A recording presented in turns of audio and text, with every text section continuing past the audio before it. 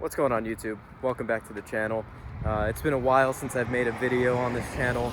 The last video you guys probably saw was of my brother doing a little walk around of his 240, updates on what he's done since he's got it and since the last time you guys saw that. It's been a while since you guys seen my cars, so I figured I would do a little update on my cars as well. So let's just get right into it, and I'll go ahead and show you guys my cars. So here we have my S13 hatch. As you guys can see, pretty much stock other than wheels. It does have an ugly white fender on it, I know. The last time you guys saw this video, it has been on the channel. You guys saw us install the Type X taillights on it. Got these brand new from Nissan. So yeah, these are pretty cool, pretty nice.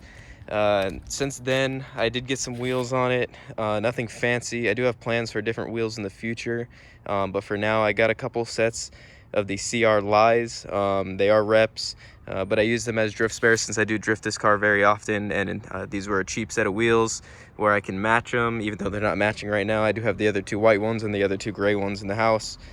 But yeah, as you can see, I do have matching set of wheels on it now, somewhat. As for the outside, it hasn't really changed much. I do have mirrors on it that I did install. I don't like them very much. They are fading a lot. Just like this used to be clear and the black is fading, and the other side the glass fell off. So I will be replacing these very soon. You guys will see in the near future here what I will do about my side mirrors. As for the interior, so the interior has changed a little bit. Since I got it, I did put S14 seats into the car. As you can see, I did clean it up a little bit. Always have the Broadway mirror in there. Got the shirts tucked in cup holder, just simple stuff. Truss shift knob. All around, just very simple interior. I do have plans to do more with the interior in the future. But as it sits right now, I like it. It's very clean, very dailyable. And I do have some mods coming for the interior very soon. One we will be installing today. As you can see, I am missing something, so you guys could probably guess, and from the title of the video know what we will be putting in here today. But for now, as it sits right now, it is very clean. My friend Adrian, he helped me up with these seats. He found these actually at a junkyard, and they are very clean. No rips in them, nothing like that. They're still a little dirty. They do need to be cleaned, but like I said, I do have plans to change these out for bucket seats in the future, so they're fine as they are right now. As for the engine bay on my 240 here, you can see I got the stock KA24DE dual cam, literally bone stock. I haven't done anything to it.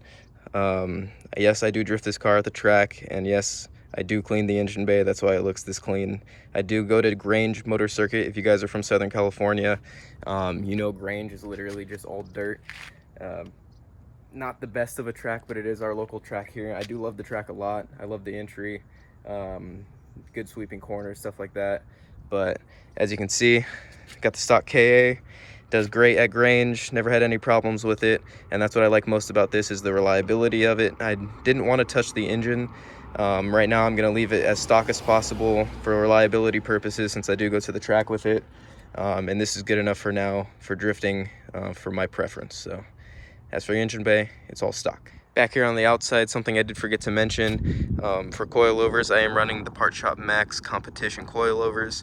That is it for the suspension right now. Do have plans for that in the future, but a lot of this is just long-term stuff I do to the car here and there, which I will be recording a lot more. I do have plans to do a lot more stuff to this car, so I will be recording that. And as it sits right now, it's a street car that I drive on the track, so that's the goal with this car, is to keep it streetable. You know, I don't like having, you know, a super, I guess, shitty drift car where it's just like purposely built track car.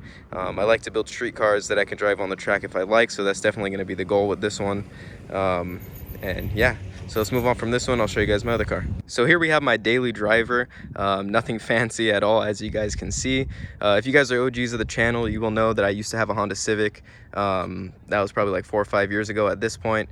Since then, I've been through a bunch of cars, 240s, whatnot, and I came back to the Civic. So here I am.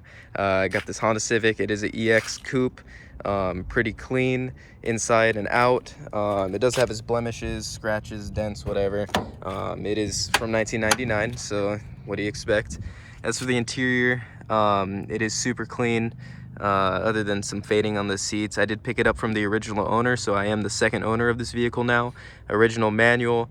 We got the Broadway mirror as always. I have that in all of my cars, and I just like how they look. It's a lot better than having the stock mirror in there, especially in this car. It had a super small OEM mirror up there, so I had to replace that immediately. So I've only had this car for a couple weeks at this point, and I love daily driving it. It's great on gas. I've only filled it up once since I've got it, and I've been driving around everywhere, and I'm not even to the halfway mark yet. So this car is super clean inside and out. I'll go ahead and show you guys the engine bay. It's all stock. So like I said, this is the car that I daily drive. AC works, everything like that, and it is super simple. Stock D series, D16 Y8.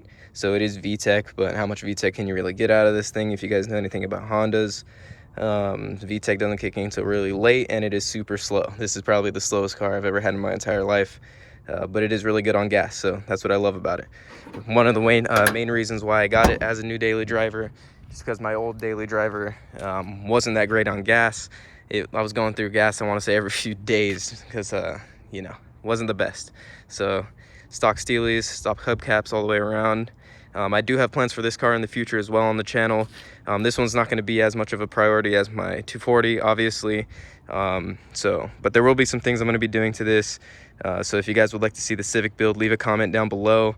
If you guys want to see more of the 240, leave a comment. I like to read the comments. I like to see what you guys think, your opinions. But yeah, definitely leave a comment if you guys want to see the Civic or the 240. Let me know. Also your opinions on both of the cars. Also, if you guys were wondering what I was daily driving before, this is what I was daily driving. This is a 2006 WRX. It is decently cleaned inside and out as well, pretty much stock. Terrible on gas. It does have an aftermarket downpipe cob with no cat. It is pretty loud, you know, making more boost than stock, which, you know, I like, but I don't like at the same time because it is kind of a pain in the ass to daily drive. It's pretty loud, and I don't have the key, so I can't unlock it and show you guys the interior. But yeah, I am looking to sell this car, so I'm not going to really show you guys a lot of this. This was my old daily driver. I've replaced it with the Civic, much better on gas.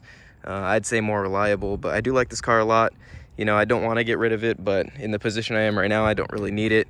It's been sitting in this spot right here for a few weeks now. Since I got that, I have not touched this car at all. So, but yeah, so let's go back to the 240, and I'll show you what I'm gonna be putting in it today. So we are here back at the interior of the 240. Like I said before, obviously there is something missing. That'd be the steering wheel. As you can see, I did do like a custom paint job on this quick release. I did it with wrinkled black. It came out all right. It used to be neochrome, and I did not like that at all. So I pulled it off. I painted it wrinkled black. It's definitely better than it was before, and it kind of has like a grip texture to it now for when I grab it. So that's kind of cool. But let's go ahead, cut to a clip from earlier, and I'll show you guys what I did get.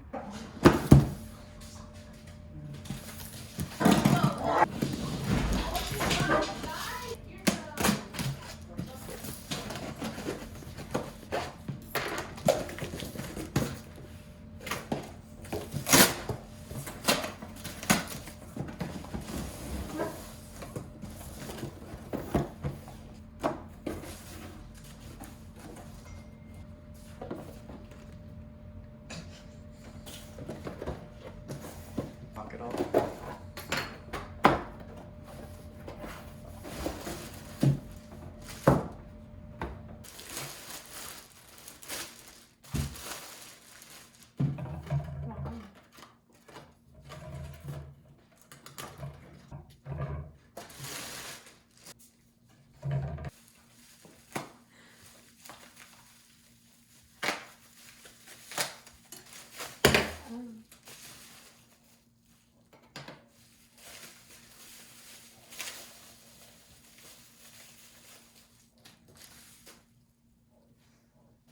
So as you guys can see, went ahead and picked up a new steering wheel for the S13. So let's see it in the car. So here we are, got the new NARDI steering wheel. We're gonna go ahead and throw this in here right now, see how it looks. All right, so here we are. We're gonna go ahead, obviously I have to take these bolts out. Got my Allen key. The steering wheel's already off. I took the steering wheel off when I ordered this because I knew the car was just going to be sitting. So now it's here. Like I said, I already showed you guys, I did paint the quick release. So hopefully this combo will look pretty good. Let's go ahead and take this off.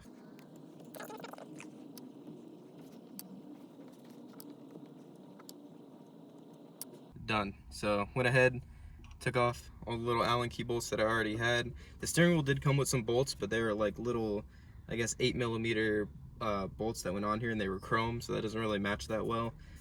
So I'm gonna use the original NRG hardware that came on here. I think that would look way better. So let's go ahead and line this up. Super simple to put a steering wheel on, guys, if you guys have ever done it. If you've never done it before, obviously it's very straightforward. I'm pretty sure I do have a video on the channel installing a steering wheel. If I don't, that'd be kind of odd because I've done a lot of steering wheels. So I'm sure if you guys look back onto the channel, you can see a video. If I can find it, I'll link it below. But like I said, it's super straightforward. So let's go ahead. I'm gonna get all these bolts on here, and then we'll catch up with you guys. So here it is. As you can see, put the new steering wheel on. Fits pretty good. The hardware I have is for an NRG steering wheel, so it kind of fits weird. It doesn't bottom all the way out, but it is tight on there. There's just a little gap between the bolts, since it does have kind of like a rising head on it at the end, I guess you would call it. So all we got to do now is put the horn button in here. I'm afraid it's going to have problems with these wires that are sticking here, but we'll go ahead and try it out. If it works, it works. If it doesn't, I'll just cut these off because my horn doesn't work anyways. So let's go ahead, grab this, and this is super simple. All you got to do is just pop it in. So if you want to hold this, and I'll try to pop it in really quick. So it's not going to pop in actually, because that's in the way.